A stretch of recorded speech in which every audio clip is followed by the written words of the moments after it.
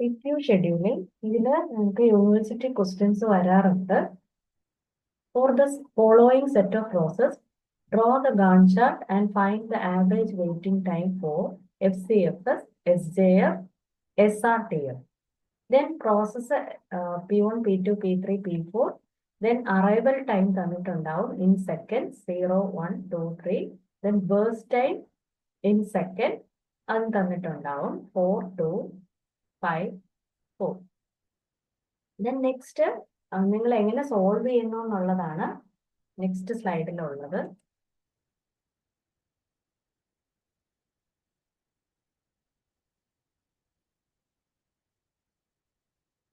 ആദ്യത്തത് കണ്ടുപിടിക്കേണ്ട FCFS scheduling ആണ്. FCFS എന്ന് പറയുന്നത് ഫസ്റ്റ് കം ഫസ്റ്റ് സെർവ്ഡ് എന്നുള്ള രീതിയിലാണ്. നിങ്ങൾക്ക് തന്നിട്ടുള്ള ഡേറ്റ വരയ്ക്കുക, ടേബിൾ ആക്കി വരയ്ക്കുക. Process ID P1, P2, P3, P4, arrival time, birds time, ഇത്രയാണ് തന്നിട്ടുള്ളത്. അത് നിങ്ങൾ വരയ്ക്കുക. അപ്പൊ നിങ്ങൾ ഈ ഷെഡ്യൂളിംഗിൽ നിങ്ങൾ കണ്ടുപിടിക്കേണ്ടത് average waiting time, average turn around time ആണ് കണ്ടുപിടിക്കേണ്ടത്. അതിന് കംപ്ലീഷൻ ടൈം ആവശ്യമായിട്ടുണ്ട്. വാട്ട് ഈസ് കംപ്ലീഷൻ ടൈം എന്ന് പറയുന്നത് ഓരോ പ്രോസസ്സും CPU-ന് അലൊക്കേറ്റ് ചെയ്ത ടൈം അനുസരിച്ച് ഓരോ പ്രോസസ്സ് എത്ര ടൈമിൽ കംപ്ലീറ്റ് ചെയ്തു, that is the completion time.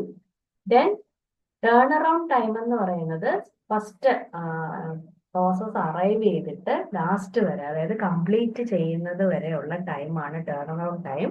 It is the difference between the completion time and arrival time ആണ് turn around time. Then waiting time, ഓരോ പ്രോസസ്സ് എത്ര സമയം വെയിറ്റ് ചെയ്തു എന്നുള്ളതാണ് ഇൻ ദ റെഡി ക്യൂ, അതാണ് waiting time. Then waiting time ഫോർമുലയുണ്ട്, TAT, അതായത് turn around time minus burst time ആണ് വെയിറ്റിംഗ് ടൈം. അപ്പം ഇത് ഫോർമുലയൊക്കെ പഠിക്കുക. ദെൻ നമ്മൾ കംപ്ലീഷൻ ടൈം ആണ് ആദ്യം നമ്മൾ കാൽക്കുലേറ്റ് ചെയ്യേണ്ടത്. അപ്പൊ ഈ കംപ്ലീഷൻ ടൈം എവിടെ നിന്ന് കിട്ടും എന്ന് ഉള്ളതെന്ന് പറയുന്നത്, first we have to find the Gantt chart അല്ലെങ്കിൽ draw the Gantt chart. Gantt chart വരച്ചാൽ മാത്രമേ നമുക്ക് ഈ കംപ്ലീഷൻ ടൈം ഇവിടെ എഴുതാൻ പറ്റുള്ളൂ. അപ്പൊ ആദ്യം ഗാണ്ട് ചാർട്ട് വരയ്ക്കുക. At the zeroth second P1 arrive ചെയ്തു. ദെൻ FCFS എന്ന് പറയുന്നത് എന്താണ്, ആദ്യം ഏത് അറൈവ് ചെയ്തോ അതിന് CPU അലോട്ട് ചെയ്ത് കൊടുക്കുന്ന രീതിയാണ് FCFS. P1 അറൈവ് ചെയ്തു, ബേഴ്സ് ടൈം 4 ആണ്. അപ്പൊ P1 4 സെക്കൻഡിൽ CPU ഉപയോഗിക്കും.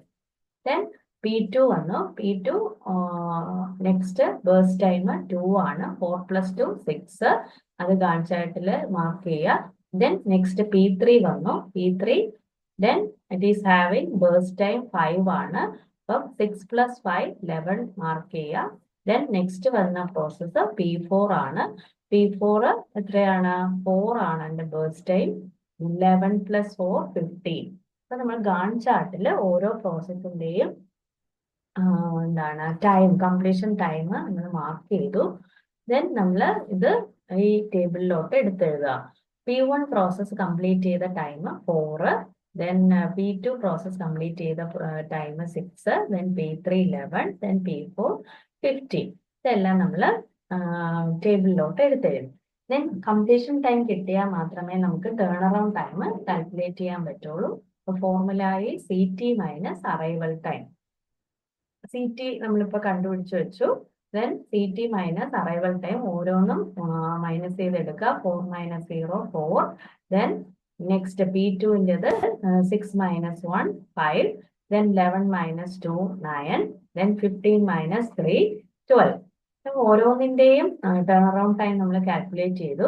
Then average turn around time എന്ന് പറയുന്നത് ഇതെല്ലാം കൂടെ കൂട്ടുക. 4 + 5 + 9 + 12 divided by number of process ആണ്. ഇവിടെ 4 പ്രോസസ് ആണ് ഉള്ളത്. ഡിവൈഡഡ് ബൈ 4 × 7.5 സെക്കൻഡ്സ് എന്ന് കിട്ടും. ദെൻ വെയിറ്റിംഗ് ടൈം കണ്ടുപിടിക്കുക. വെയിറ്റിംഗ് ടൈം എന്ന് പറയുന്നത് നമ്മളിപ്പോൾ കണ്ടുപിടിച്ച് വെച്ച ഓരോ turn around time minus birds time ആണ്, ഓരോ പ്രോസസ്സിന്റെയും ബേഴ്സ് ടൈം. ദാറ്റ് മീൻസ് എന്താണ്, നമ്മൾ ഓരോ റോയും നോക്കുക. 4 - 4 0, then 5 - 2 3, then 9 - 5 4, then 12 - 4 8. ഇതെല്ലാം കൂടെ എന്ത് കൂട്ടുക. ആവറേജ് എങ്ങനെ കണ്ടുപിടിക്കും, 0 + 3 plus 4 plus 8 divided by 4, 3.75 എന്ന് കിട്ടും. ഇങ്ങനെയാണ് FCFS നമ്മൾ ഷെഡ്യൂളിംഗ് ഉപയോഗിച്ച് അതിന്റെ ടേൺ അറൗണ്ട് ടൈമും വെയിറ്റിംഗ് ടൈമും കണ്ടുപിടിക്കുന്നത്. നെക്സ്റ്റ് ഷോർട്ടസ്റ്റ് ജോബ് ഫസ്റ്റ് ആണ് ക്വസ്റ്റ്യനിൽ ചോദിച്ചിട്ടുള്ളത്. ഷോർട്ടസ്റ്റ് ജോബ് ഫസ്റ്റ് എന്ന് പറയുന്നത് നോൺ പ്രിയംറ്റീവ് ആണ്. അതായത് ഒരിക്കൽ ഒരു പ്രോസസ്സ് CPU അലോട്ട് ചെയ്ത് കഴിഞ്ഞാൽ അത് തീരും വരെ ആ പ്രോസസ്സ് കണ്ടിന്യൂ ചെയ്യും. ഇടയ്ക്ക് ഒരു പ്രോസസ്സ് വന്നാലും അത് എന്ത് ചെയ്യുക, മറ്റ് പ്രോസസ്സിനാണ് നെക്സ്റ്റ് പ്രോസസ്സിന് അലക്കേറ്റ് ചെയ്യില്ല. അതാണ് shortest job first. It is a non preemptive scheduling. അതായത് it will not stop for the next process. Next പ്രോസസ്സിന് വേണ്ടിയിട്ട് ഇപ്പൊ നടന്നുകൊണ്ടിരിക്കുന്ന പ്രോസസ്സ് സ്റ്റോപ്പ് ചെയ്ത് നെക്സ്റ്റ് പ്രോസസ്സ് എടുക്കില്ല. ആ ടൈപ്പ് ഓഫ് ഷെഡ്യൂളിംഗ് ആണ് shortest job first. It is a non preemptive scheduling.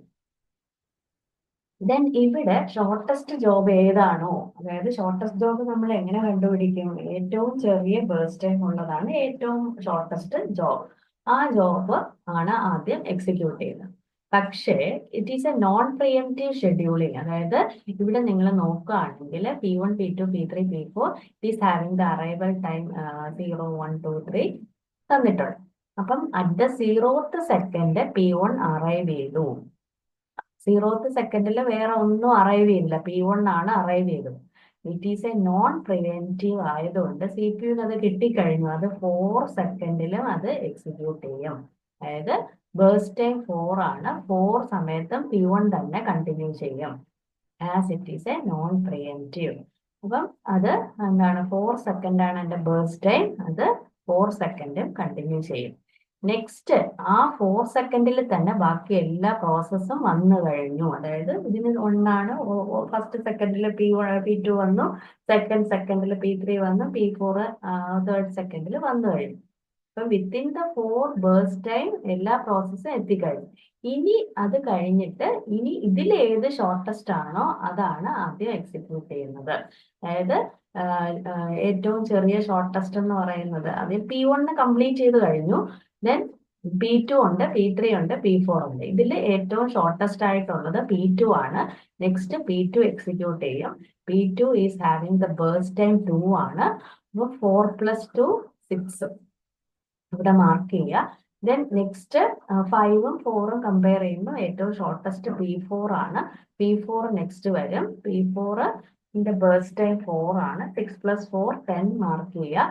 Then next process എന്ന് പറഞ്ഞാൽ ലാസ്റ്റ് എന്ന് പറയുന്നത് P3 ആണ്. P3 is having the birds time 5. അപ്പം 10 + 5 15 മാർക്ക് ചെയ്തു. ഗാണ്ട് ചാർട്ട് നമ്മൾ വരച്ചു. അത് കഴിഞ്ഞിട്ട് എന്ത് ചെയ്യുക, കംപ്ലീഷൻ ടൈം നമ്മൾ ടേബിളിൽ എടുത്തെഴുതണം. ദെൻ P1 കംപ്ലീറ്റ് ചെയ്യാൻ എത്ര സമയം എടുത്തു? 4 സെക്കൻഡ് എടുത്തു. ദെൻ P2 കംപ്ലീറ്റ് ചെയ്യാൻ 6. ദെൻ P3 ലാസ്റ്റ് ആണ് വന്നിരിക്കുന്നത്, 15 സെക്കൻഡ് എടുത്തു. Then P4 10 second. ഇത് മാറാതെ, അതായത് തെറ്റാതെ എഴുതുക. Then next turn around time. നമുക്ക് ക്വസ്റ്റ്യനിൽ എന്താണ് പറഞ്ഞിരിക്കുന്നത്? Average turn around time, average waiting time കണ്ടുപിടിക്കാനാണ്. അപ്പം നമ്മൾ എന്ത് ചെയ്തു?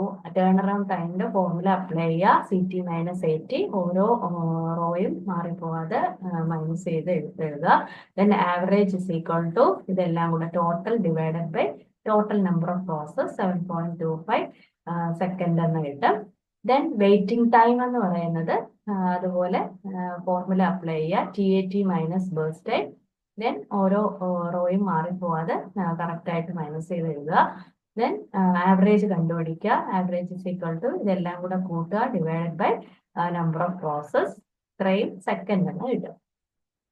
ചില ക്വസ്റ്റ്യനിൽ ഫൈൻഡ് ദ വെയിറ്റിംഗ് ടൈം എന്നേ കാണത്തുള്ളൂ.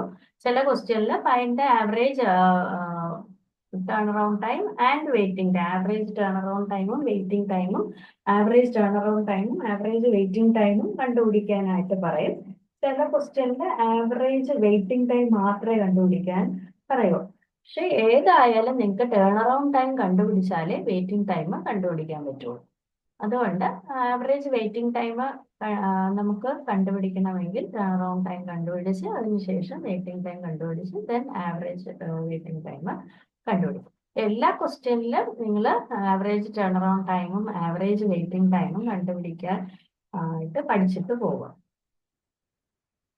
ഇത് shortest job first non pre-emptive ആണ്.